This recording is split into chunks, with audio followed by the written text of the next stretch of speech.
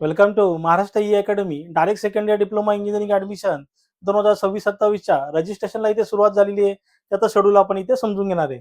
बघा, 12 science pass out student आणि 10+2 years ITI असलेले स्टुडंट्स इथे डायरेक्ट सेकंड इयर डिप्लोमा इंजिनिअरिंगला ऍडमिशन घेऊ शकतात. बघा, त्याचं शेड्यूल इथे समजून घेऊ. बघा, DTE महाराष्ट्र म्हणजे director of technical education Maharashtra यांच्याकडून आलेलं सर्क्युलर आहे. त्या सर्क्युलरनुसार ऑनलाईन रजिस्ट्रेशन ऑफ ऍप्लिकेशन त्याची जी डेट आहे 23/6/2026 ते 6/7/2026. तर कुठल्या वेबसाईटवरून तुम्हाला रजिस्ट्रेशन करायचं आहे त्याची वाटेल लिंक मी तुम्हाला तिथे डिस्क्रिप्शन मध्ये देईल.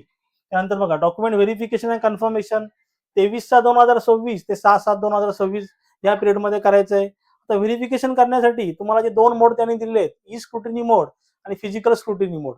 ई स्क्रुटिनी मोड मध्ये तुमचं ऑनलाईनच सगळे तुमचे डॉक्युमेंट तिथे व्हेरीफाय होतील, तुम्हाला कुठेही जायची गरज नाही. आणि फिजिकल स्क्रुटिनी मोड मध्ये तुम्हाला तुमच्या नियर अबाउट कॉलेजमध्ये व्हिजिट करावी लागेल आणि तुमचे डॉक्युमेंट तिथे व्हेरीफाय करून घ्यावे लागतील. मी तुम्हाला इथे सजेस्ट करेल का तुम्ही तिथे ई स्क्रुटिनी मोड सिलेक्ट करा.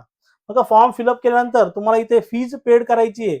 बघा, फीज पेड केल्यानंतर तुमचा फॉर्म तिथे पुढे जाईल. आता रिझर्व कॅटेगरी असेल तर तिथे फीज आहे 300 रुपये आणि जनरल कॅटेगरीला फीज आहे तिथे 400 रुपये.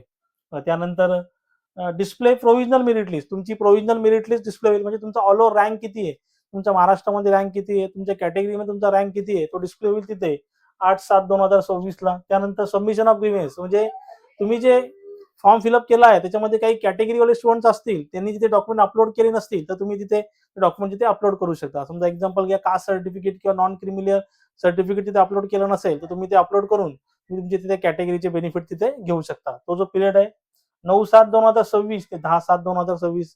बघा, या पिरियडमध्ये भरपूर स्टुडंट त्यांचा फॉर्म तिथे अपडेट करतील. त्यानंतर जी फायनल मेरिट लिस्ट तिथे डिस्प्ले होईल 12/7/2026ला. बघा, 12/7/2026ला तुमची फायनल मेरिट लिस्ट डिस्प्ले झाल्यानंतर तुमचं कॅपचं शेड्यूल म्हणजे कॉलेजचे नावं टाकण्याचं शेड्यूल तिथे येईल. थँक्यू.